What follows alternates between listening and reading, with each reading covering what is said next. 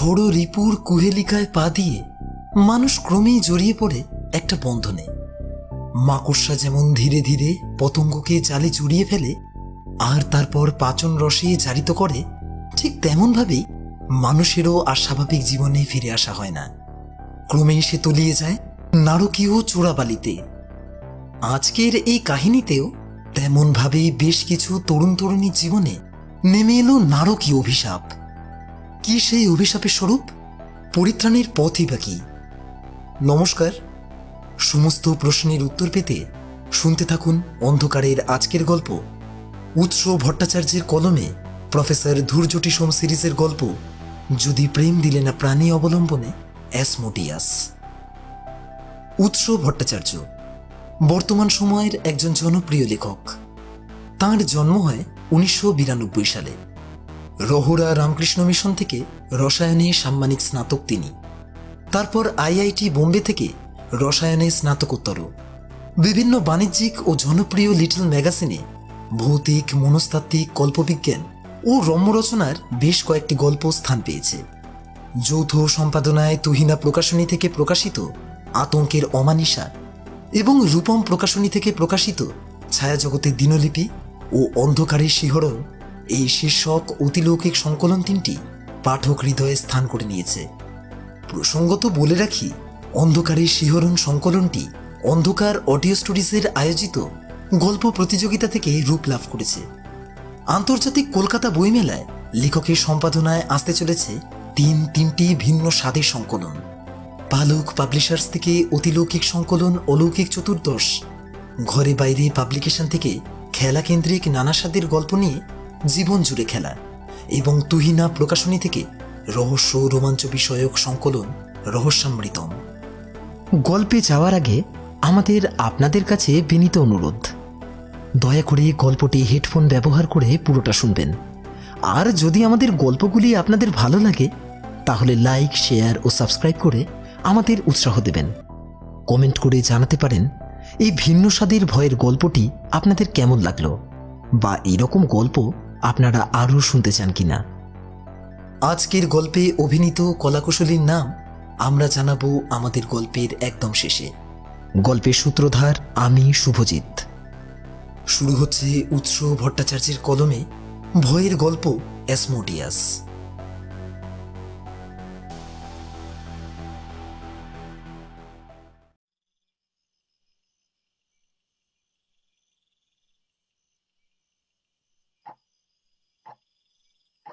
অ্যাসমোডিয়াস নামটা খানিকটা স্বগতোক্তির মতোই উচ্চারিত হয় প্রফেসর ধূর্যটি সোমের মুখ থেকে। প্রফেসর সোম এক বিখ্যাত বিদেশি বিশ্ববিদ্যালয়ে প্যারাসাইকোলজির খ্যাতনামা অধ্যাপক।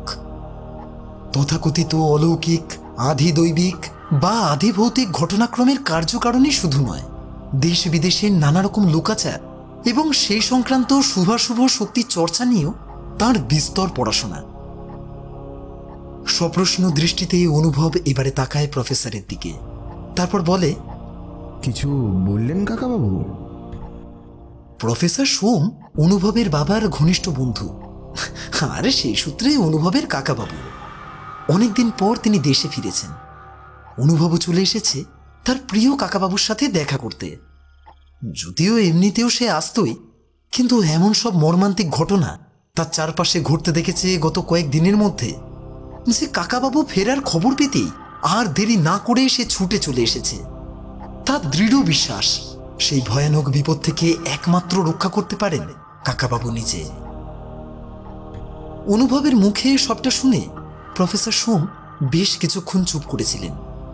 তার সৌম্যকান্তি মুখমণ্ডলে এক রাশ দুশ্চিন্তার মেঘ ছায়া ফেলেছিল। তারপরে তার এই স্বগতোক্তি। এবারে অনুভবের প্রশ্নে সম্বিত ফিরে পেয়ে তিনি বললেন, অ্যাসমোডিয়াসের নাম শুনেছ অনুভব? অনুভব মাথা নাড়াতে তিনি তার স্বভাবসিদ্ধ ভঙ্গিমায় বলতে থাকেন, প্রধানত ইহুদি ইসলামীয় মতে এবং খানিকটা খ্রিস্টীয় মতে আমাদের জনজীবনে পরিচিত ষড়রিপুর সমতুল্য 7টি প্রাণঘাতী পাপ বা 7 ডেডলি সিনস বর্ণিত আছে। আর প্রতিটি পাপের অধিষ্ঠাতা একজন নরকের রাজপুত্র। অতিভোজন, আলস্য লোভ, ক্রোধ, হিংসা আর মাত্রাতিরিক্ত গর্বের জন্য এইভাবে আলাদা আলাদা এক একজন শয়তানের প্রতিমূর্তি ক্ষমতাসীন রয়েছে। আর নরকের 7 রাজপুত্রের মধ্যে অন্যতম একজন শক্তিশালী হল অ্যাসমোডিয়াস। একটু থেমে দম নিয়ে আবার বলতে থাকেন প্রফেসর সোম। এই অ্যাসমোডিয়াস পার্থিব কামনা বাসনা, ইন্দ্রিয় ভোগ বিলাসের মানে লাস্টের অধিষ্ঠাতা। একে তো আবার কোথাও কোথাও প্রেতাত্মাদের অধীশ্বর রূপেও চিহ্নিত করা হয়েছে। ত্রিমস্তকধারী এই শয়তানের অবয়ব অতি কদাকার এবং অদ্ভুত। এতক্ষণ মন দিয়ে শুনতে শুনতে অনুভব এবার প্রশ্ন করে, আচ্ছা কেমন দেখতে এই শয়তানকে বলুন না। ম্লান হেসে প্রফেসর বলতে থাকেন, তার একটা মাথা ভেড়ার, একটা বলদের, আর 3 নম্বর মাথাটা একটা কদাকার মানুষের। এর পায়ের সঙ্গে মুরগির পায়ের একটা সাদৃশ্য লক্ষ্য করা যায়, আর সরীসৃপের মতো একটা বড় লেজও বিদ্যমান। এর 3টে মুখ থেকেই ড্রাগনের মতন আগুন ওগড়ায় এই শয়তান। আর এর বাহন সিংহ আর ড্রাগনের মাঝামাঝি দেখতে একটা অদ্ভুত জীব। অনেকক্ষণ ধৈর্যের সাথে শুনলেও এবারে খানিকটা ব্যগ্রভাবে অনুভব বলে ওঠে, কিন্তু কাকাবাবু, এই নৃশংস মৃত্যু মিছিলের সাথে এর সম্পর্ক কোথায়? সম্পর্ক আছে অনুভব। আমার অনুমান খুব একটা ভুল না হলে এর সঙ্গে গভীর সম্পর্ক আছে। গম্ভীরভাবে বলে ওঠেন প্রফেসর।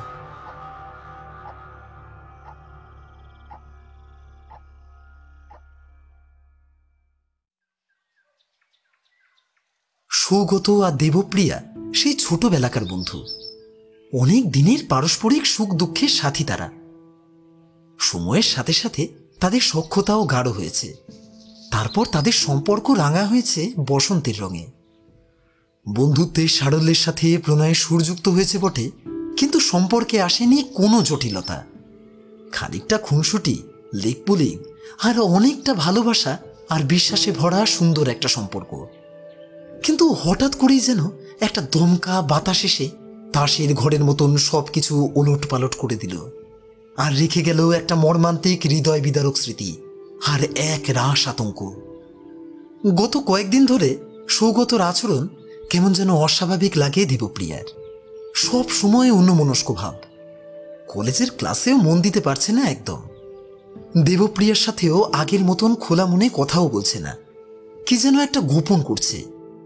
নিজের মোবাইল থেকে খুটখাট করে কার সাথে যেন চ্যাট করছে। এতদিন প্রিয়ার কাছে কিছুই লুকোতো না সে ভালোবেসে দেবপ্রিয়াকে প্রিয়া বলেই ডাকত। আর সেই সৌগতই এখন যেন তাকে খানিকটা এড়িয়ে চলতে চাইছে। সৌগতকে ভালো করে দেখলে মনে হয় যেন একটা ঘোরের মধ্যে আছে। কখনো কখনো নিজের মনেই হেসে উঠছে, অদৃশ্য কারোর সাথে যেন আপন মনেই কথা বলছে। এসব নিয়ে প্রিয়া বেশি প্রশ্ন করলে বিরক্ত হচ্ছে, কখনো কখনো রেগেও যাচ্ছে। এ কোন সৌগত? সম্পূর্ণ অচেনা লাগে দেবপ্রিয়ার। এই রকমই একদিন সন্ধেবেলার দিকে বেশ একচোট ঝামেলাই হয়ে যায় ওদের মধ্যে। সৌগত কোথাও একটা যেতে চায়, একদম একা। জানাতেও চায় না প্রিয়াকে যে সে কোথায় যাচ্ছে। শেষটায় তো সৌগত রেগে গিয়ে বলেই ওঠে, please don't nag me like this Priya, আমাকে প্লিজ একা ছেড়ে দে। Please please give me some space please. যদিও অনেকটা দুঃখ পাওয়া সত্ত্বেও প্রিয়ার কথা বাড়ায় না বটে, কিন্তু একটু দূরত্ব রেখে সৌগতকে অনুসরণ করেও। প্রিয়া অবাক হয়ে দেখে সৌগত এলাকার একটা গোরস্থানের দিকে এগোচ্ছে। তার হাঁটাটা কেমন যেন যন্ত্রচালিতের মতো, পুতুলের মতন এগিয়ে চলা, যেন কারোর অঙ্গুলি হেলানে। জায়গাটা দিনের বেলাতেও আলো আধারিতে ঢেকে থাকে, কেউ বড় একটা আসেও না এদিকে। আর এখন সন্ধ্যার অল্প আলোতে এই পথে চলতে প্রিয়ার বেশ ভয় ভয়ই করছিল। কিন্তু তাকে যে দেখতেই হবে কার জন্য সৌগত তার প্রতি এত অবহেলা, তাই সেও পিছু পিছু এগিয়ে চলে শব্দ না করে। একটা জায়গায় পৌঁছে হঠাৎ সে দেখে সামনের দিকটা ঘন কুয়াশায় ঢাকা পড়ে যাচ্ছে। একটা রহস্যময় কুয়াশার চাদর সামনের জায়গাটাকে ঢেকে ফেলছে, আর সেটা ভেদ করেই অবলীলায় সামনের দিকে এগিয়ে চলতে থাকে সৌগত। তার যেন বাহ্যিক কোনো জ্ঞান নেই। সৌগতর পিছু পিছু প্রিয়াও এগিয়ে যায়, কিন্তু খানিকটা এগোতেই একটা অদৃশ্য প্রাচীরে ধাক্কা খেয়ে সে আর এগোতে পারে না। বারংবার চেষ্টা করার পরেও সেই অদৃশ্য মায়াজালের প্রাচীরকে ভেদ করে সে আর সামনের দিকে কিছুতেই এগোতে সক্ষম হচ্ছে না। সেই কুয়াশার বেড়াজালে বিচ্ছিন্ন প্রিয়া শুনতে পায় কার সাথে যেন হাসি ঠাট্টায় মেতে উঠেছে সৌগত। তারপর তাদের আলাপচারিতা আরো নিবিড় হয়ে ওঠে। রহস্যময়ী নারী কণ্ঠের হাসি শুনতে পায় প্রিয়া। ঘনিষ্ঠ অন্তরঙ্গ মুহূর্তের শব্দও পায় সে আর সহ্য করতে পারছিল না। তার দু চোখ বেয়ে অশ্রুধারা বাঁধ ভাঙা আবেগে ঝরে পড়ছিল। সে ফিরে যাওয়ার জন্য প্রস্তুত করেছিল নিজেকে। হঠাৎই প্রিয়া শুনতে পায় মৃত্যু যন্ত্রণায় প্রচন্ড আর্তনাদ করে উঠেছে সৌগত। সাথে সাথেই একটা পৈশাচিক নারী কণ্ঠের নারকীয় হাসি রক্ত চল করে দিল তার। তবু সবকিছু ভুলে প্রিয়া ছুটে যায় সৌগত চিৎকার লক্ষ্য করে। সামনের দিকে এগোতে এগোতে সে এখন লক্ষ্য করে কুয়াশার বেড়াজালটা আস্তে আস্তে দূরে সরে যাচ্ছে। সেটা সম্পূর্ণ জায়গাটা থেকে সরে যেতেই প্রিয়ার চোখ পড়ে সৌগতর দিকে। সৌগতকে দেখে আতঙ্কে ভয়ে প্রিয়া এখন আঁতকে ওঠে। সৌগত এখন অর্ধনগ্ন অবস্থায় ক্ষতবিক্ষত রক্তাক্ত দেহে মরণ যন্ত্রণায় কাতরাচ্ছে। প্রিয়া তৎক্ষণাৎ ছুটে গিয়ে সৌগতর মাথাটা নিজের কোলে রাখে আর বলতে থাকে, সৌগত, কিরে কিরে তোর এরকম হলো কি করে? তুই একদম চিন্তা করিস না, তোকে আমি এক্ষুনি হাসপাতালে নিয়ে যাব। ভালো হয়ে যাবি, তুই এক্ষুনি ভালো হয়ে যাবি। সৌগত অনেক কষ্টে কেবল এটুকু বলতে পারে, তুই আমাকে ক্ষমা করিস। তারপর ভালোবাসা সান্ত্বনা বাক্যকে মিথ্যে করে দিয়ে সে ঢলে পড়ে চির আধার মৃত্যুর কোলে। সে সময়ে শোকে প্রায় উন্মাদিনী হয়ে না পড়লে দেবপ্রিয়া হয়তো দেখতে পেত ডানাওয়ালা একটা প্রেতছায়া গহীনতর অন্ধকারের দিকে উড়ে যাচ্ছে। আর সদ্য প্রাণ হারানো সৌগতর বুকে তারই রক্তে খোদাই করা আছে একটা হেক্সাগ্রাম। দেবপ্রিয়া আর সৌগত জীবনে নেমে আসা অন্ধকার আর সৌগতর মর্মান্তিক মৃত্যুটা, এই দুটো ঘটনা কিন্তু কোনো বিচ্ছিন্ন ঘটনা ছিল না। পরিবর্তে সেটা ছিল একটা নৃশংস হত্যালীলার সূত্রপাত। ওই মর্মান্তিক ঘটনার পরপরই অভিশাপ নেমে আসে সাজ্জাদ আর কামিলার জীবনে। তাদের নবপ্রণয়ের পবিত্র পারিজাত ফুলও শুকিয়ে যায় সেই অপচ্ছায়ার বিষাক্ত প্রভাবে। যেখানে ছিল বিশ্বাস আর ভালোবাসার দৃঢ়মূল সম্পর্ক, সেখানে ক্রমে ক্রমে উঁকি দেয় সন্দেহ, অবিশ্বাস আর ঘৃণা। মানসিক দূরত্ব ক্রমশ বাড়তে থাকে ওদের, যুগাযুগও ক্রমে নামমাত্র হয়ে দাঁড়ায়। কামিলার সাথে মানসিক দূরত্বের কারণে সকলের অজ্ঞাতে আরো সহজেই অন্তিম পরিণতির দিকে এগোতে থাকে সাজ্জাদের জীবন। প্রথমে একটি ভার্চুয়াল বন্ধুত্বের আমন্ত্রণে সাড়া দেয় সাজ্জাদ, আর তার কয়েকদিনের মধ্যেই তার চেতনার সবটুকু অধিকার করতে থাকে সেই সর্বনাশিনী আমন্ত্রণকারিণী। স্বাধীনভাবে চিন্তাভাবনার ক্ষমতাটাও ক্রমশ চলে যেতে থাকে সাজ্জাদের।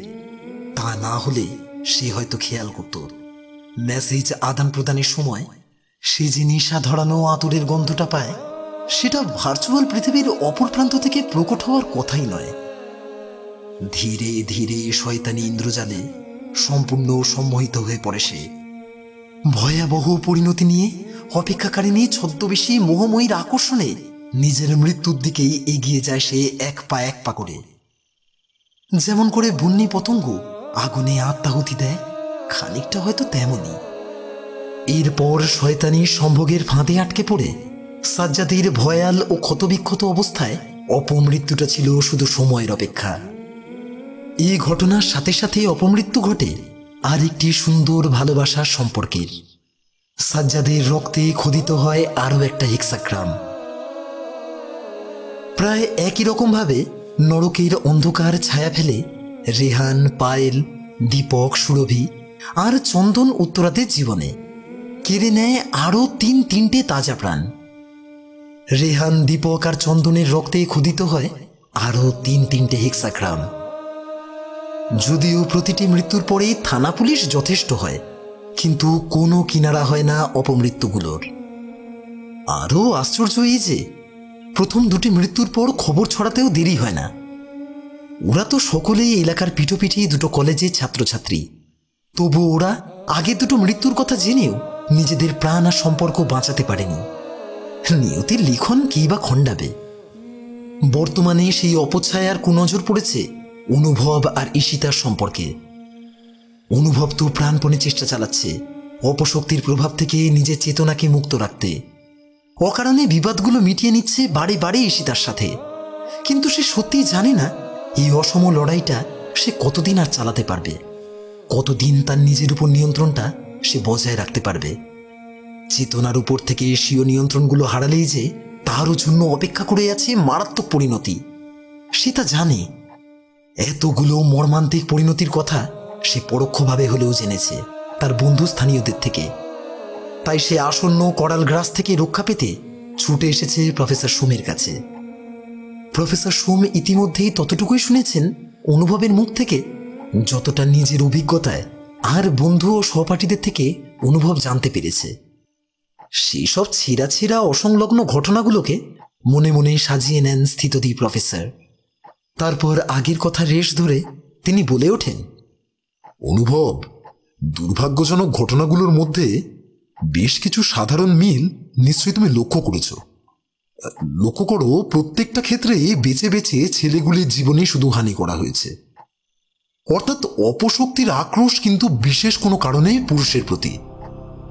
সম্মতি জানিয়ে অনুভব বলে, হ্যাঁ কাকাবাবু, আর সৌগত, সাজ্জাদ, রেহানদের সকলের শরীরেই একইভাবে খোদাই করা ছিল একটা হেক্সাগ্রাম। প্রফেসর সোম উৎসাহিত হয়ে বলে ওঠেন, একদমই তাই অনুভব। এই কারণেই আমি অ্যাসমোডিয়াসের কথা বলেছিলাম তোমায়। তুমি যেরকম চিহ্নের কথা বলেছ, সেটা যে নরকের যুবরাজের রাজস্বিক প্রতীক, মানে রয়্যাল এমটেড, সিংযুক্ত শিরস্থান পরিহিত মস্তক। এরপরই তিনি খানিকটা চিন্তিতভাবে বলেন, কিন্তু মিল দুটো যে ঠিক নিজেদের সাথে মিলছে না অনুভব। একটা মিসিং লিঙ্ক যে সবকিছুকে জট পাকিয়ে দিচ্ছে।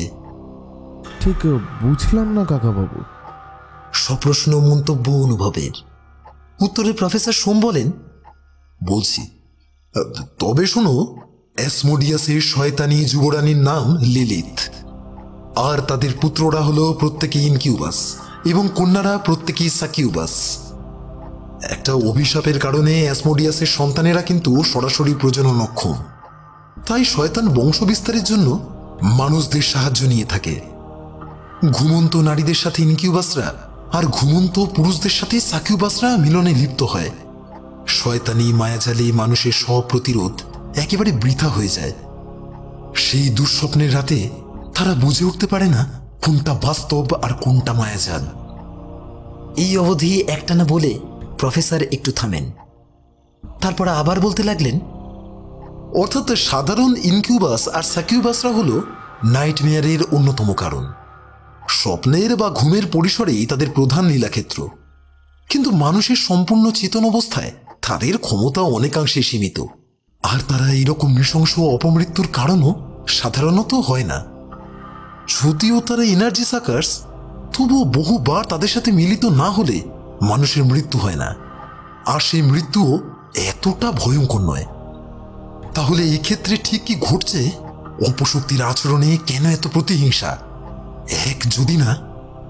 কথা সম্পূর্ণ না করে চিন্তিতভাবে থামেন প্রফেসর। অত্যাধিক কৌতূহলে উত্তেজিতভাবে প্রশ্ন করে অনুভব, এক যদি না কি কাকাবাবু, বলুন না।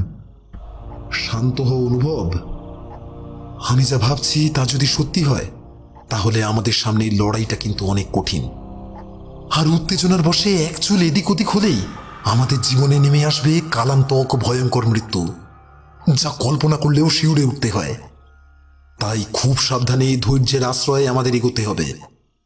দৃঢ়চেতা অথচ সংযমী গলায় বলেন প্রফেসর। তারপর তিনি অনুভবকে বলেন, খুব মন দিয়ে শোনো অনুভব। হতে পারে কোনো ঘটনা তুমি আমার কাছে বলতে ভুলে গেছো, যার সাথে এই হত্যালীলার যোগসূত্র আছে। দেখো, হয়তো বিষয়টা জানার পর তোমার তেমন কিছু মনে পড়লেও পড়তে পারে। একটু ভাবো তো। যাই হোক, প্রসঙ্গে আসি এবার। ইনকিউবাসরা আর সাকিউবাসরা আরও এক রকমের হতে পারে অনুভব। এটা অনেকটা মানুষের দত্তক নেয়ার মতো, যেমন ভাবতে পারো অ্যাসমোডিয়াসের দত্তক সন্তানেরা। যদি ভেঙে বলি, কোনো মরণাপন্ন মানুষ যদি ঈশ্বরের বা শুভ শক্তির প্রতি বীতশ্রিদ্ধ হয়ে নিজের আত্মাকে মরণকালে বা আত্মাহুতি প্রদানকালে অ্যাসমোডিয়াসকে অর্পণ করে, তবে তাদের প্রেত অ্যাসমোডিয়াসের সন্তানের ক্ষমতা লাভ করে। কিন্তু কর্মগতভাবে ও আচরণগতভাবে এদের কিছু তফাৎ থাকে।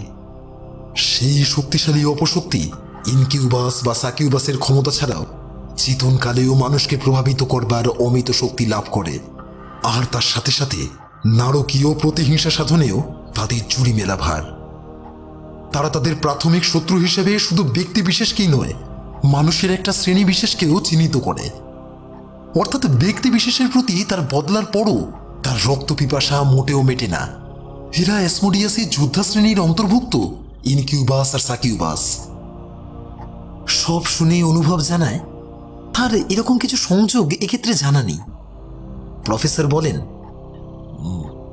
যদিও বুঝতে পারছি ওদের মানসিক অবস্থা এখন কতটা খারাপ, তবুও বৃহত্তর স্বার্থে দেবপ্রিয়া, কামিলা, পায়েল, সুরভি আর উত্তরার সাথে আমাকে একবার কথা বলতেই হবে।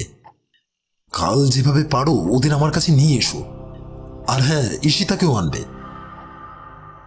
এরপর প্রফেসর অনুভবকে একটা হালকা নীল রঙের ক্রিস্টাল দেন, আর কখনো যাতে সেটা কাছছাড়া না হয় সে ব্যাপারে সতর্ক করেন।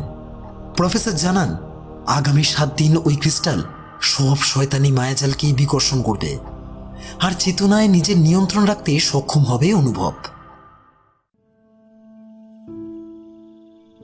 অনুভব ঈশিতাকে নিয়ে একে একে দেবপ্রিয়াদের কাছে যায়।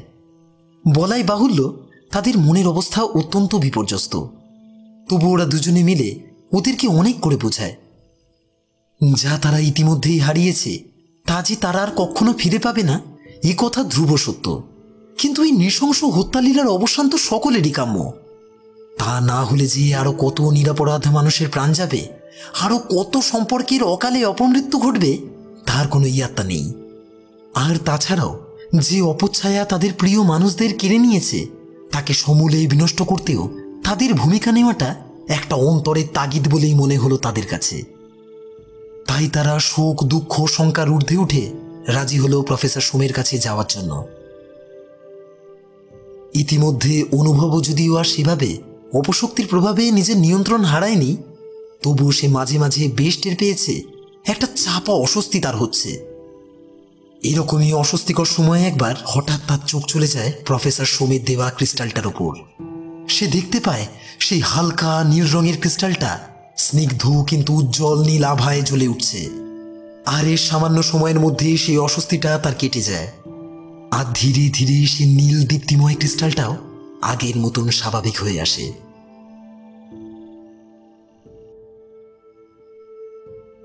সেই দিন সন্ধেবেলা কথা মতন অনুভবেরা সকলে মিলে প্রফেসর ধৈর্যটি সোমের কাছে পৌঁছয়। প্রফেসর সোম কামিলা, সুরভি, পায়েলদের উদ্দেশ্য করে সহানুভূতিপূর্ণ কণ্ঠে বলে ওঠেন, তোমরা যেরকম মর্মান্তিক পরিস্থিতির সম্মুখীন হয়েছ তাতে তোমাদের সান্ত্বনা দেওয়ার মতন কোনো ভাষা নেই আমার কাছে। কিন্তু পরিস্থিতির গুরুত্ব উপলব্ধি করে তোমরা সকলে যে আজ এখানে এসেছো এর জন্য ধন্যবাদ দিয়েও তোমাদের ছোট করব না। এবারে দেবপ্রিয়া বলে ওঠে, প্লিজ এভাবে বলবেন না কাকাবাবু, আমরা সকলেই চাই ওই নৃশংস প্রেত শক্তির বিনাশ হোক। আপনি বলুন আমাদের কি করতে হবে। দেবপ্রিয়ার কথার উত্তরে প্রফেসর সোম বলেন, প্রাথমিকভাবে তোমাদের কিছু প্রশ্ন করব, সময় নিয়ে ভেবে চিন্তে উত্তর দেবে। আসলে কি জানো তো, কোনো সমস্যাকে সম্পূর্ণরূপে মেটাতে হলে তার গোড়াটা খুব ভালো করে জানা প্রয়োজন। তাই জানি ভয়ঙ্কর সেই দিনের স্মৃতি মনে আনতে তোমাদের কষ্ট হবে খুব, কিন্তু উপায় যে নেই। ওই স্মৃতি একই সাথে হৃদয় বিদারক আর দুঃখের, আর হৃদস্পন্দন থমকে দেওয়া বিভীষিকাময় আতঙ্কের। তবুও চোয়াল শক্ত করে ওরা মনকে প্রস্তুত করে। প্রফেসর বলেন, দুর্ভাগ্যজনক ঘটনাগুলো যে পর্যায়ক্রমে ঘটেছে সেই পর্যায়ক্রম অনুযায়ী আমি শুরু করছি। প্রথম আঘাতটা হয় সৌগত আর দেবপ্রিয়া জীবনে। এতক্ষণ অনেক কষ্টে নিজেকে সামলাচ্ছিল প্রিয়া, এবার আর সে নিজেকে ধরে রাখতে পারলে না। বাঁধ ভাঙা কান্নায় সে একেবারে ভেঙে পড়ে। বন্ধুরা সবাই মিলে সান্ত্বনা দিয়ে ওকে একটু শান্ত করলে প্রফেসর বলেন, শান্ত হও মা, শান্ত হও। যা হওয়ার তা তো হয়ে গিয়েছে। বিপদের সময় নিজের উপর যে নিয়ন্ত্রণ রাখতে হয়, না হলে যে বিপদ আরো বেড়ে যায়। আমি জানতে চাইছিলাম মা, তুমি কি সেই দিন কোনোভাবে কাউকে দেখতে পেয়েছিলে? কোনো রকম কিছু কি তোমার চোখে পড়েছিল? কোনো রকমে চোখ মুছে প্রিয়া জানায়, না কাকাবাবু, প্রথম দিকে তো সব কিছু কুয়াশায় ঢাকা ছিল, আর যখন কুয়াশা কাটছে দেখছি তখন সব শেষ। আমার তখন কোনো দিকে দেখার মতো অবস্থা ছিল না কাকাবাবু। কথা শেষ করে আবার কান্নায় ফুপিয়ে ওঠে প্রিয়া। আর সেই ভয়ানক দৃশ্যটা মনে পড়ে যেন কেঁপে ওঠে একটু। প্রফেসর সোম বলেন, অর্থাৎ তোমার সচেতন মনে অন্তত সেই সর্বনাশিনীর কোনো আকৃতির রেখাপাত ঘটেনি। কিন্তু জানো তো, পরিবেশের ক্ষেত্র বা ফিল্ড কখনো কখনো অবচেতন ছাপ রেখে যায়। একটু চুপ করে থেকে উপস্থিত সকলকে পর্যবেক্ষণ করে তিনি আবার বললেন, এরকম একটা ক্রিটিক্যাল সিচুয়েশনে সম্ভাব্য সব রকম পথেই আমাদের চেষ্টা করতে হবে অপশক্তির সূচনাটা খুঁজে পেতে। অবচেতন মনের সন্ধানে তাই সম্মোহনে সাহায্য নিতে হবে আমায়। তারপর দেবপ্রিয়ার দিকে তাকিয়ে তিনি বলেন, মা, গভীরভাবে শ্বাস নিয়ে মনকে একটু শান্ত করো তো। তারপর আমরা একটা অন্যরকম ঘুমের দেশে পাড়ি দেব। একটু ধাতস্থ হয়ে প্রিয়া ধৈর্যটিবাবুর নির্দেশ মতো একটা বিশেষ চেয়ারে গিয়ে বসে। চেয়ারের পাশেই একটা ক্যানভাস আর কিছু স্কেচ পেন্সিল রাখা আছে। প্রফেসর প্রিয়াকে রিল্যাক্সড হয়ে চোখ বন্ধ করতে বলেন। তারপর কেমন একটা সুরেলা অথচ গম্ভীর স্বরে ঘুমানোর নির্দেশ দেন প্রিয়াকে। আমার এই হাতের ঘড়ির দিকে তাকাও।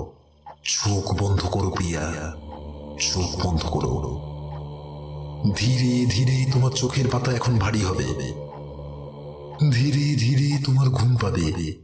ঘুমিয়ে পড়ো প্রিয়া, ঘুমিয়ে পড়ো। কিছু সময়ের মধ্যেই সে গভীর ঘুমে আচ্ছন্ন হয়ে পড়ে।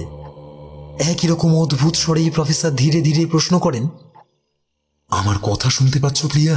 শুনতে পাচ্ছ? আমার কথা তুমি শুনতে পাচ্ছ প্রিয়া? কয়েকবার প্রশ্ন করতেই প্রিয়া ঘুম জড়ানো কণ্ঠে ইতিবাচক উত্তর দেয়। হ্যাঁ, শুনতে পাচ্ছি।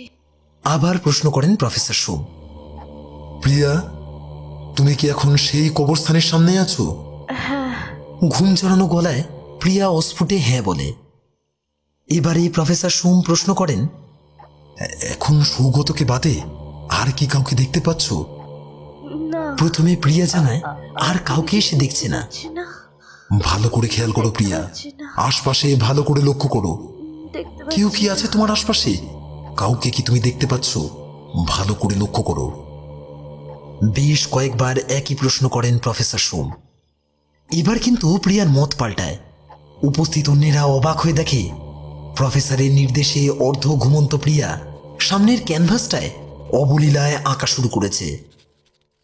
প্রফেসরের কড়া নিষেধ থাকায় বেশ উত্তেজিত হয়ে গেলেও কেউ কিন্তু কোনো টু শব্দ পর্যন্ত করেনি। রুদ্ধশ্বাসে সকলেই অপেক্ষারত ছবিটা সম্পূর্ণ হওয়ার।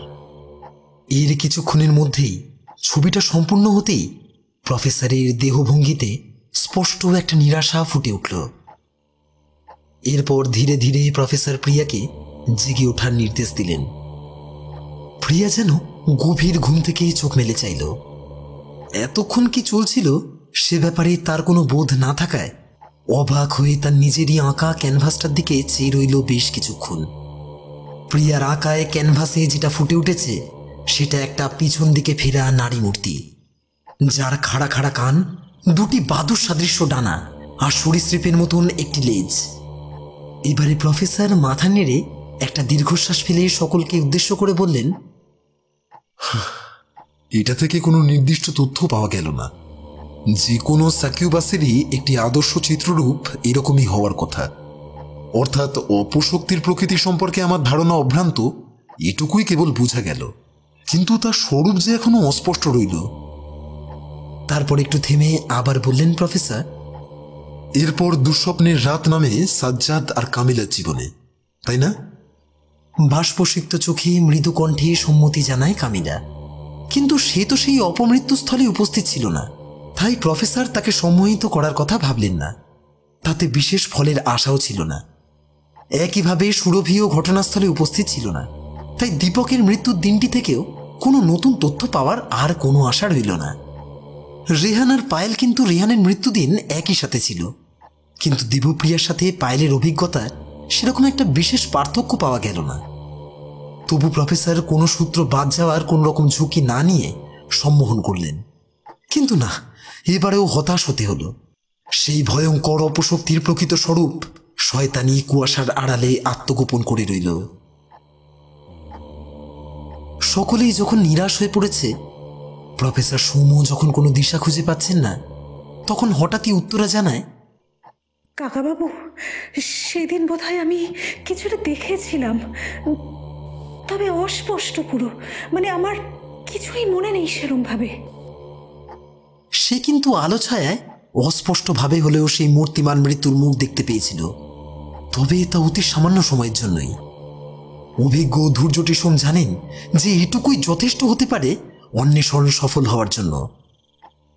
আর কালবিলম্ব না করে তিনি উত্তরাকে সম্মোহনের প্রস্তুতি নেন। সৌভাগ্যক্রমে সফল হয় সম্মোহন প্রক্রিয়া। অর্ধ ঘুমন্ত উত্তরা ক্যানভাসে ফুটিয়ে তুলতে থাকে একটা স্পষ্ট মুখাবয়ব। ধীরে ধীরে সম্পূর্ণ হয়ে উঠতে থাকে ছবিটা। সকলে অধীর আগ্রহে অপেক্ষা করে আছে ছবিটা শেষ হওয়ার। অবশেষে এই ছবিটা সম্পূর্ণ হলে খানিকটা চেয়ে থেকে কামিলা অস্ফুট স্বরে বলে ওঠে, রেশমা, রেশমা খাতুন। সকলে কৌতূহল নিয়ে কামিলার দিকে তাকায়। প্রফেসর আগ্রহের সাথে জিজ্ঞাসা করে, তুমি কি চিনতে পেরেছো? বলো বলো আমায়। এরপর যেটা ঘটে তার জন্য কেউ প্রস্তুত ছিল না। হঠাৎই একটা উগ্র অনৈসর্গিক গন্ধে ঘরটা ভরে ওঠে। একটা অপার্থিব রক্ত জল করা হাসিতে সকলের হৃদস্পন্দন থমকে দাঁড়ায়। ছবিতে ফুটে ওঠা আপাত মানবিক মুখটা হঠাৎই শয়তানি পিশাচির রূপ নিয়ে ছবি থেকে বেরিয়ে আসতে উদ্যত হয়। হঠাৎ অনুভব আকস্মিক আক্রমণের তাড়না কাটিয়ে পকেট থেকে নীল ক্রিস্টালটা বার করে ছবিটার দিকে এগিয়ে যায়। সেই ক্রিস্টালটি থেকে এখন তীব্র নীলচে আভা বের হচ্ছে। নারকীয় একটা চিৎকার শোনা যায়। ছবিটা নিমেষের মধ্যে জ্বলে ছাই হয়ে যায়। বিকট গন্ধটা অনেকটা মিলিয়ে আসে। অনুভবের হাতটা তখনও শক্ত করে ধরে রেখেছে ঈশিতা। সদ্য ঘটে যাওয়া ঘটনাটার আকস্মিকতায় আর ভয়াবহতায় সকলেই একরকম স্তব্ধ বাক হয়ে গিয়েছিল।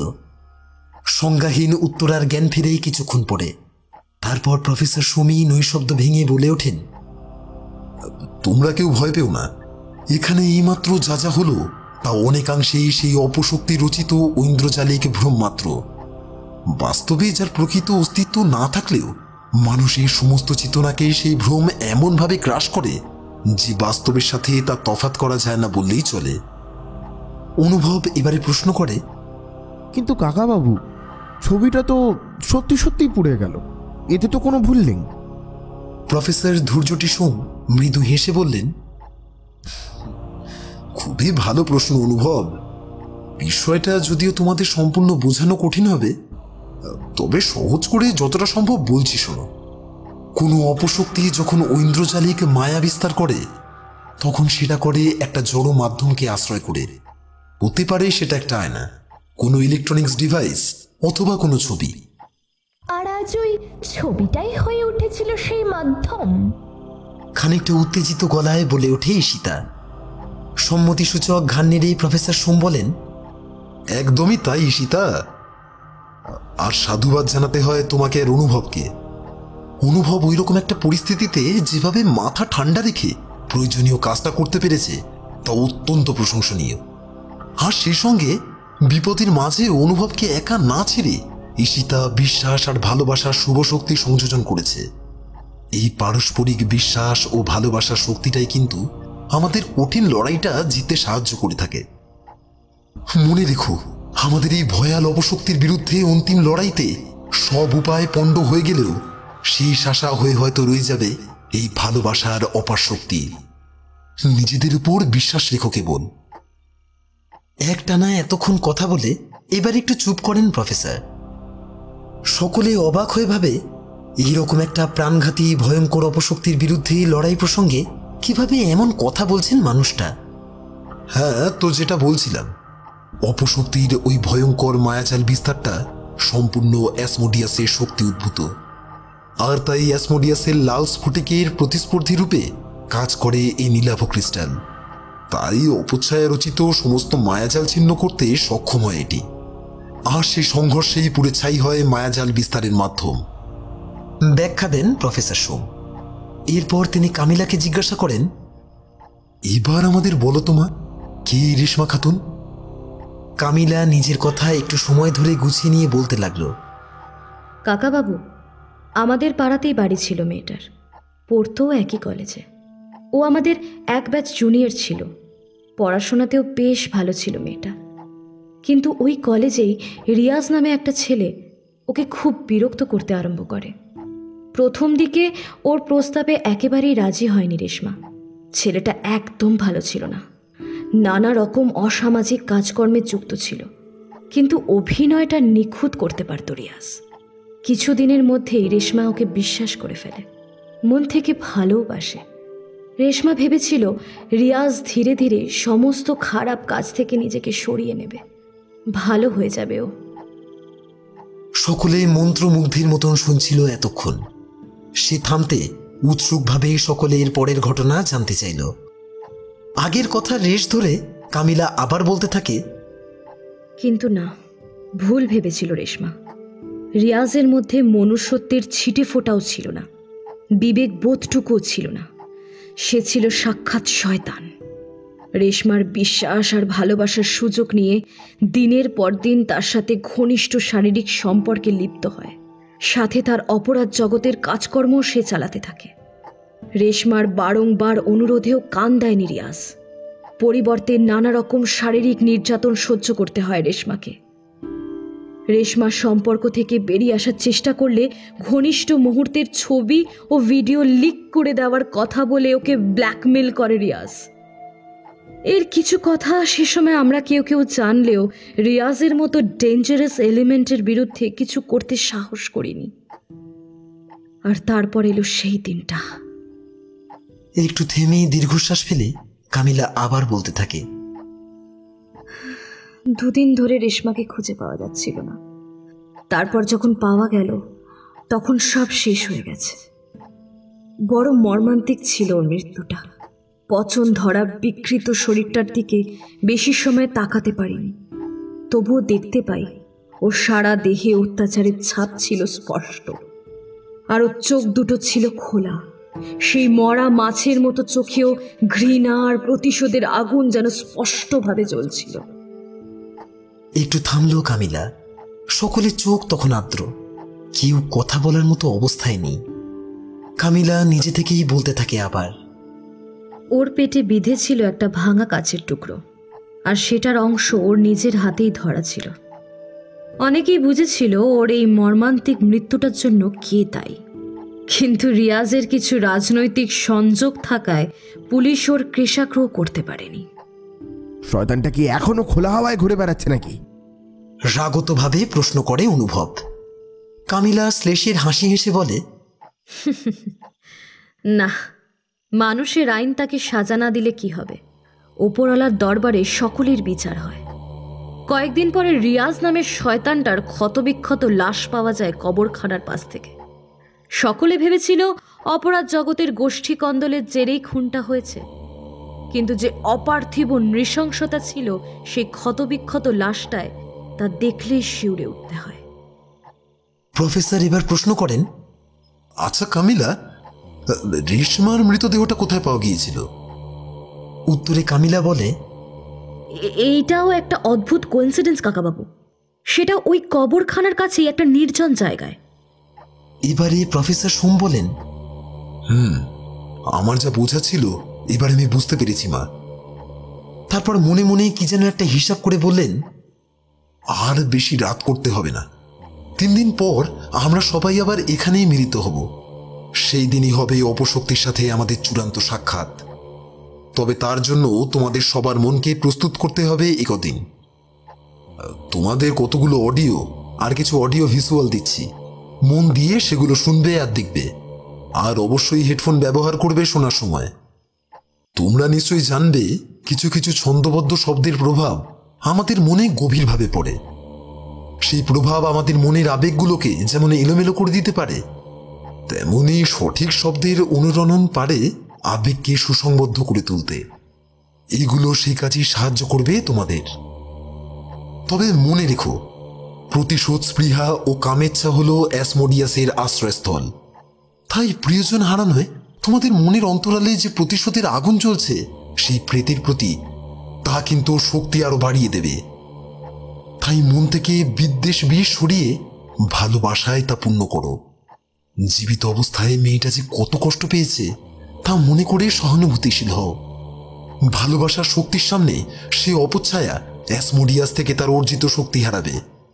আর সেক্ষেত্রে তার সাথে সামনাসামনি হওয়া আমাদের ক্ষেত্রে অপেক্ষাকৃত কম ভয়ঙ্কর। যদিও মেয়েদের সে অপশক্তি থেকে বিপদের আশঙ্কা কম, তবু তোমাদের প্রত্যেককে এই নীল ক্রিস্টাল একটা করে দিচ্ছি, এটা সাথে রেখো।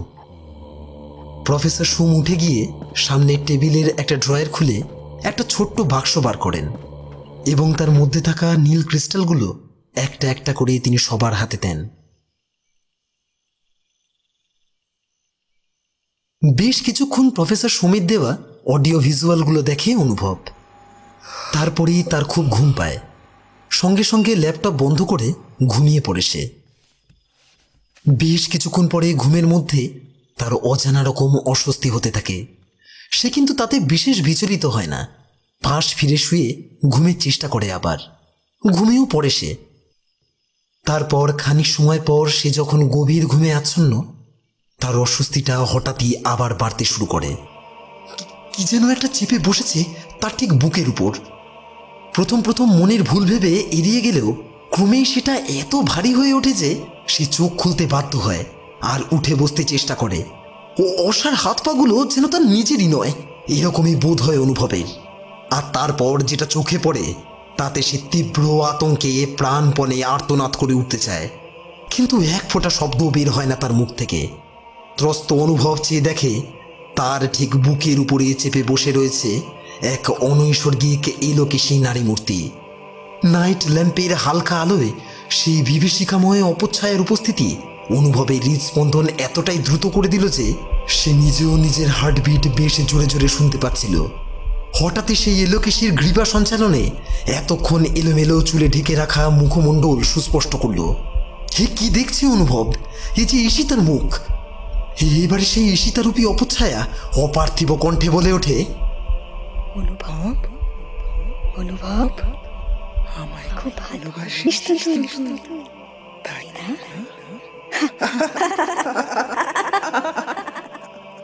এই বলে সেই মূর্তির নারকীয় হাড়হিম করা হাসিতে ফেটে পড়ে। তারপর আবার বলে ওঠে, আমারও না তোর হাড়টা খুব পছন্দ। দে দে দে দে দে, ওটা আমায় দে। এই বলে আবার সেই পৈশাচিক উল্লাসে ফেটে পড়ে সে। সাথে সাথে ঈশিতার মানবিক মুখটা ভয়াল আর কদাকার এক প্রেতের মতন হয়ে ওঠে। ধারালো নখ দিয়ে অনুভবের বুকের বাঁ দিকটা চিরে ফেলে সেই প্রেত। আশ্চর্য, বেদনার কোনো অনুভূতি কিন্তু তার হয় না, কিন্তু সে বেশ বুঝতে পারে উষ্ণ একটা তরল তার বুক থেকে ফিনকি দিয়ে বেরিয়ে আসছে।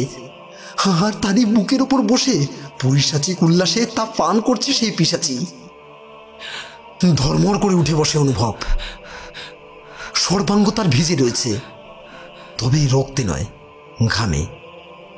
কোন দুঃস্বপ্ন এতটাও জীবন্ত হতে পারে তা এর আগে কখনো মনে হয়নি অনুভবের। কিন্তু তার তো বেশ মনে আছে, সে তো চোখ খুলেছিল। চোখ খুলে কি কেউ দুঃস্বপ্ন দেখতে পারে? মাথাটা একদম কাজ করছে না তার। সে চোখে মুখে জল দিতে বেসিনে যায়।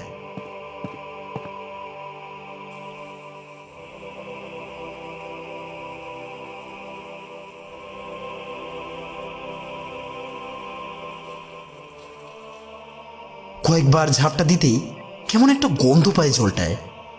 সামনের আয়নায় তাকিয়ে তার বুক আবার কেঁপে ওঠে। কোথায় জল? তার সারা মুখ বেয়ে নামছে ঘন কালচে লাল তরল। বেসিনটাও ভরে উঠেছে সেই রঙে। সহ্য করতে পারে না সে, জ্ঞান হারিয়ে ফেলে।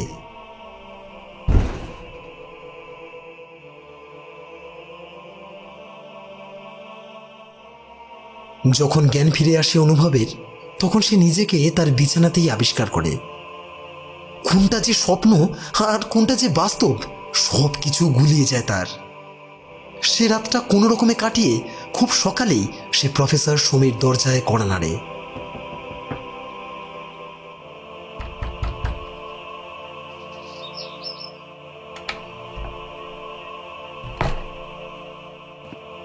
এত সকালে অনুভবকে দেখে প্রফেসর সোম প্রমাদ গুনলেন। চিন্তান্বিত কণ্ঠে বলে উঠলেন, আরে অনুভব, এসো এসো, কি হয়েছে? সব ঠিক আছে তো? উত্তরে অনুভব সংক্ষেপে গতরাতের বিভীষিকার বর্ণনা দেয়, আর তারপরে প্রশ্ন করে, কাকাবাবু, ওই নীল ক্রিস্টালটা কাছে থাকা সত্ত্বেও ওরকম বিভৎস মায়াজালের শিকার হতে হলো কেন? অনুতাপসূচক শব্দ করে ধৈর্যটি সোম বলেন, আই এম সরি অনুভব, আমার উচিত ছিল কালকের ওই ঘটনার পর তোমাকে সতর্ক করা, আর সম্ভব হলে একটা নতুন ক্রিস্টাল তোমাকে দেওয়া। কারণ প্রতিটা মায়াজালের প্রভাব কাটাতে গিয়ে কিছুটা করে শক্তি হারায় এই স্ফটিক। কালকের অত্যন্ত শক্তিশালী ইন্দ্রজালটার মোকাবিলা করে যথেষ্ট শক্তিক্ষয় হয়েছে এটার। তাই তো গতরাতের বিভীষিকাময় মায়াজাল তোমাকে পীড়িত করতে পেরেছে। তবুও মায়াজালের ফাঁদে পড়ে প্রাণহানির আশঙ্কাকে সেই স্ফটিক অনেকাংশেই প্রতিহত করে দিয়েছে। একটু থেমে অনুভবের কাকাবাবু আবার বললেন, আর সবচেয়ে বড় কথা, তোমার অশেষ মনের জোর এবং নিজের সম্পর্কের আর সর্বোপরি শুভ শক্তির প্রতি আস্থাই তোমায় অসম মরণোপণ এই লড়াইতে জয়যুক্ত করবে। হে আমার দৃঢ় বিশ্বাস অনুভব। দুজনে খানিকক্ষণ নির্বাক থাকার পর প্রফেসর সোম বললেন, জানো তো অনুভব, সব রোগের যেমন এক ওষুধ হয় না, তেমনি সব লড়াইও একইভাবে লড়া যায় না। মহাভারতের নারায়ণাস্ত্রের কথা জানো? প্রতিরোধের স্পর্ধায় তার বিধ্বংসী প্রভাব আরো বহু গুণ বেড়ে যেত। সম্পূর্ণ সমর্পণই ছিল নিস্তার পাওয়ার একমাত্র পথ। তাই নারকীয় শয়তানি প্রবৃত্তির বিরুদ্ধে যেমন প্রতিস্পর্ধী সংগ্রাম প্রয়োজন, তেমনি অত্যাচারিত, প্রবঞ্চিত, অতৃপ্ত সত্তার প্রতি প্রয়োজন সমবেদনার। দুক্ষেত্রেই তোমার গুরুত্বপূর্ণ ভূমিকা নিতে হবে অনুভব। আমি কি পারবো কাকাবাবু? ভয়াল অপশক্তির বিরুদ্ধে অসম লড়াইয়ের প্রসঙ্গে স্বাভাবিকভাবেই অনুভবের কাঁপা গলায় আত্মপ্রত্যয়ের অভাব ধরা পড়ল। ধৈর্যটি সোম উত্তরে বললেন, পারতে যে তোমাকে হবেই অনুভব। তোমার উপর নির্ভর করে আছে আরো আরো অগণিত জীবন আর অনেকগুলো সম্পর্কের ভবিষ্যৎ। তারপর একটু থেমে আবার বললেন, সমস্যা যতই বড় হোক না কেন, ফোকাসটা সমস্যায় না করে সমাধানে করতে হয়, বুঝলে অনুভব? আমি জানি তুমি ঠিক পারবে। অনুভব এবারে প্রশ্ন করে, আচ্ছা কাকাবাবু, বলতে পারেন আমি কেন? আমার জায়গায় অন্য কেউ তো আছে অনুভব, তারও কারণ আছে। মাঝপথে ওকে থামিয়ে দিয়ে প্রফেসর সোম বলেন, মনে করে দেখো তো, আমার কাছে আসার আগেও তুমি নিজে থেকেও বেশ কিছুদিন ওই অপশক্তির চক্রান্ত থেকে নিজেকে আর সম্পর্কটাকে বাঁচাতে পেরেছিলে। তা কেন জানো? কারণ তুমি মন থেকে ভালোবাসো ঈশিতাকে, আর সে ভালোবাসায় কোনো খাদ নেই। সেই নিখাদ ভালোবাসার শক্তির কাছে অ্যাসমোডিয়াসকেও যে হারতেই হয়, যেমন তাকে একবার হারতে হয়েছিল অ্যাঞ্জেল রাফায়েলের কাছে। আর তাই ভয় পেও না অনুভব, শুভ শক্তির জয় হবেই। প্রফেসর ধৈর্যটি সোম এরপর সেই অডিও ভিজুয়ালগুলো সম্পর্কে আরও কিছু নির্দেশ দেন অনুভবকে। শেষে একটু খোঁজাখুঁজি করে তারপর আফসোসের সাথে জানান তার কাছে নতুন কোনো নীল স্ফটিক আর নেই। যা ছিল সবই অনুভবের বন্ধুদের কাছে আগের দিন দেওয়া হয়ে গেছে। তবে তিনি এও জানান যে বর্তমানে যে স্ফটিকটি রয়েছে অনুভবের কাছে, তার দরুন সেই শয়তানি শক্তির অনুভবের দৈহিক ক্ষতি করবার কোনো সামর্থ্য তার নেই। কেবল তিনি অডিও ভিজুয়ালের সাহায্যে ও ডিপ মেডিটেশনের মাধ্যমে মনে জোর বাড়িয়ে অনুভবকে তার ভ্রমের বিরুদ্ধে লড়াইয়ের পরামর্শ দিলেন আগামী 2-1 দিনের জন্য। সেদিন রাতেও অনুভবের সাথে যা যা ঘটল তাতে যে কোনো সাধারণ মানুষের হার্ট ফেল করে যাওয়ার সম্ভাবনা কিছু অংশে কম ছিল না। ঘুমোতে ঘুমোতে তার অস্বস্তি হতে সে পাশ ফিরে আবার শুতে চায়, কিন্তু পারে না। সে দেখে তার হাত পা সহ বুক অবধি তার মাটির মধ্যে পোতা, আশেপাশে অনেকগুলো কবর। আর তারপর এ কি, সে কবরগুলো থেকে কারা যেন সব বের হয়ে আসছে। কোনোটা কেবল কঙ্কাল, কোনোটা আবার পচা গলা জীবন্ত লাশ।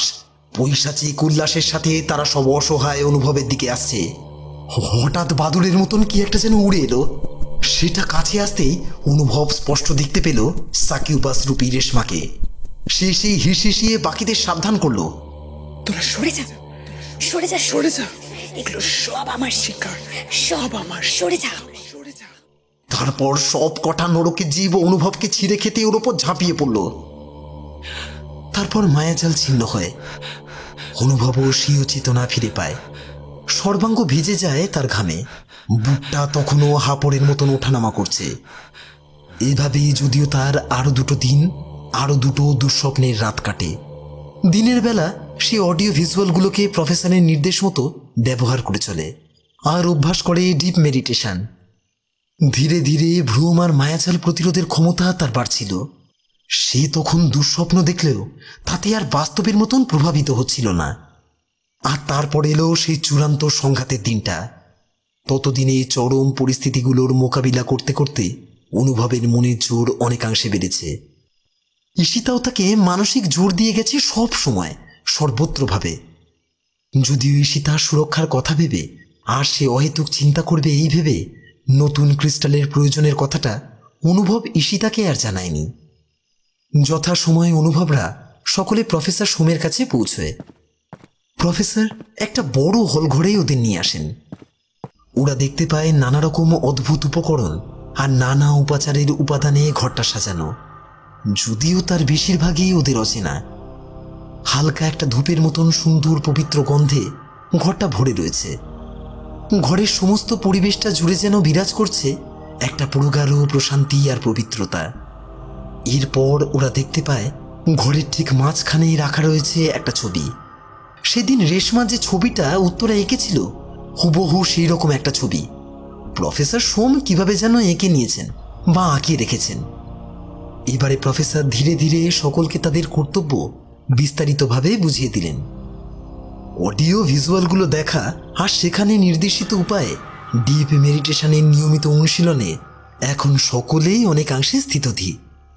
প্রত্যেকেরই নিজেদের আবেগের উপর নিয়ন্ত্রণ আগের চেয়ে অনেকটাই বেড়ে গেছে। ভয়, বিদ্বেষ বা প্রতিহিংসার বদলে তারা মনে প্রাণে ধারণ করেছে ভালোবাসা আর বিশ্বাসের শক্তিকে। ভয়ঙ্কর অপশক্তির সাথে চূড়ান্ত সাক্ষাতের জন্য মনকে প্রস্তুত করে ফেলেছে তারা। দেখবে তারা ভালোবাসার শক্তি বেশি না প্রতিহিংসার। প্রফেসরের নির্দেশ মতো একটা পঞ্চভুজ গঠন করে মাটিতে আসন গ্রহণ করে দেবপ্রিয়া, কামিলা, পায়েল, সুরভি আর উত্তরা। সেই পঞ্চভুজের কেন্দ্রে উপবিষ্ট হয় অনুভব আর ঈশিতা। প্রফেসর ধূর্যটি সোম ঘরের পূর্ব দিকের কোণে একটা বিশেষ আসনেই উপবিষ্ট হন। সামনে রাখেন বিশেষ আকৃতির বিশিষ্ট একটা দণ্ড। সকলে মিলে এরপর ছবিটার দিকে তাকিয়ে এক মনে স্মরণ করতে থাকে রেশমাকে, আহ্বান জানাতে থাকে এক প্রতারিত অত্যাচারিত নারী সত্তাকে। কিন্তু হায়, সে যে এখন শয়তানের অধীন। সময়ের কোনো হিসাব নেই। বহির্বিশ্ব থেকে সম্পূর্ণ পৃথক হয়ে পড়া এক অজানা জগতে বন্দী হয়ে রয়েছে যেন ওরা। জমাট গুমোট ভাবটা ক্রমশই বেড়ে চলেছে। এই স্তব্ধতা যেন প্রলয়ঙ্করী একটা ঝড় আসার ঠিক আগের মুহূর্ত। অপেক্ষার প্রহর কেবল প্রলম্বিত হয়। হঠাৎই জল পড়ার মতন টুপ করে একটা শব্দ হয়। হ্যাঁ, এতক্ষণে সম্পূর্ণ নৈশব্দের কারণেই বোধ হয় শব্দটা বেশ জোরে শোনা গেল, কিন্তু তখনও শব্দের উৎপত্তিটা ধরা যায়নি। একটু পরেই আবার এবারে বেশ দেখতে পাওয়া গেল ঘরটার ছাদ থেকে ফোঁটা ফোঁটা টাটকা রক্ত গড়িয়ে পড়ছে ঠিক রেশমার ছবিটার ওপর। আবার পড়ল, আবার আবার, তারপর আবার। উপর্যুপুরি ছবার শোণিত বিন্দু তার লক্ষ্যস্থলে পড়ে হঠাৎ যেন জীবন্ত হয়ে উঠল ছবিটা। জ্যান্ত রক্তের রেখাগুলো নিজে থেকে সঞ্চালিত হয়ে গঠন করলো একটা হেক্সাগ্রাম। প্রফেসর সোম চাপা কণ্ঠে বলে উঠলেন, তোমরা মনকে প্রস্তুত রাখো, সে আসছে। আতঙ্ক যেন কোনোভাবেই ভালোবাসার বিশ্বাসের গায়ে আঁচড় কাটতে না পারে। সমস্ত ঘর থেকে পবিত্র গন্ধটা চলে গিয়ে একটা বিকট অসুচি গন্ধে ঘরটা ভরে উঠল। একটা প্রচণ্ড শক্তির দমকা বাতাস কোথা থেকে যেন ঘরে ঢুকে পড়ল। তার দাপটে ঘরের সবকিছু লণ্ডভণ্ড হয়ে গেল। সেই দণ্ডটা শক্ত করে ধরে কোনো রকমে প্রফেসর নিজেকে সেই ঝড়ের মুখে সামলাতে চেষ্টা করলেন।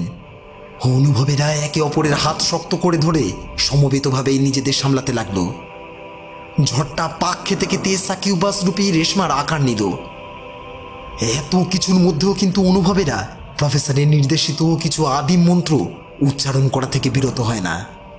নিজ মূর্তি ধারণ করে সেই অপশক্তি এবারে অনুভবকে আক্রমণ করতে উদ্যত হয় পৈশাচিক জিঘাংসা নিয়ে। অনুভব কিন্তু অবিচলিত থাকে।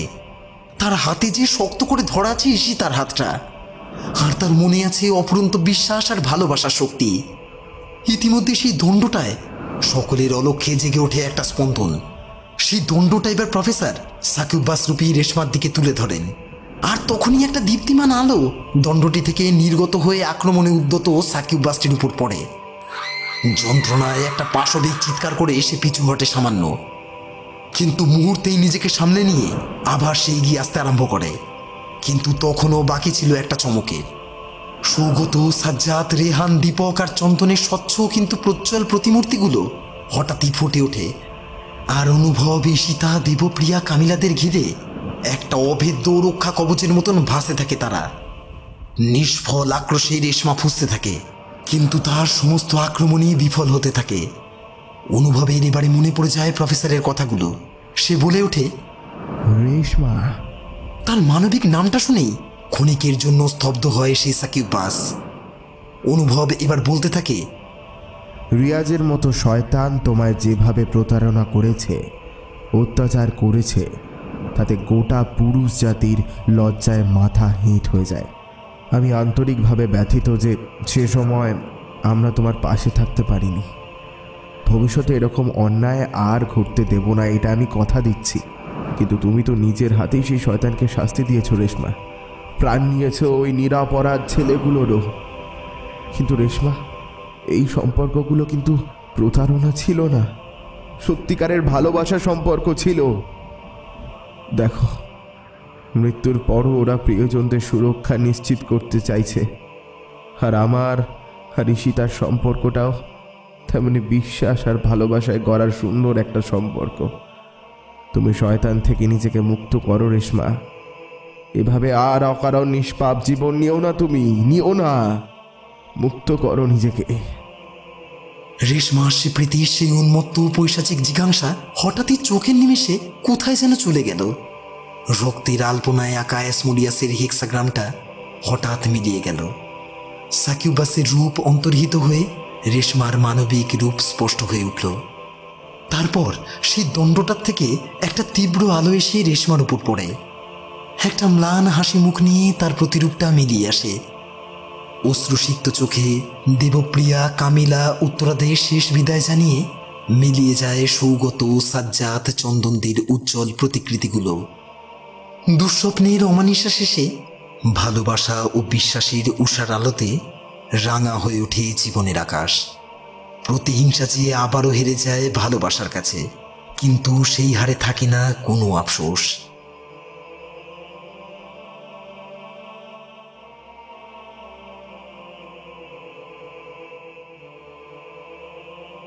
অন্ধকারে আপনারা এতক্ষণ শুনছিলেন উৎস ভট্টাচার্যের লেখা ভয়ের গল্প অ্যাসমোডিয়াস। যদি আমাদের এই গল্পটি আপনাদের ভালো লাগে তাহলে লাইক, শেয়ার ও সাবস্ক্রাইব করে আমাদের উৎসাহ দেবেন। আর গল্পটি আপনাদের কেমন লাগলো বা এই জাতীয় গল্প আপনারা আরও শুনতে চান কিনা তা আমাদের জানাতে পারেন কমেন্টসের মাধ্যমে। জয়েন করতে পারেন অন্ধকার অডিও স্টোরিজকে মাত্র 29 ও 59 টাকার মান্থলি সাবস্ক্রিপশনের সঙ্গে। আজ তাহলে এই পর্যন্তই। আগামী সপ্তাহে অন্ধকার অডিও স্টোরিজ আবার ফিরবে নতুন কোনো রহস্যময় কাহিনীর সঙ্গে। ততক্ষণ সবাই ভালো থাকবেন, সুস্থ থাকবেন, ঈশ্বরের কাছে এই প্রার্থনা করি। ধন্যবাদ। শুভরাত্রি।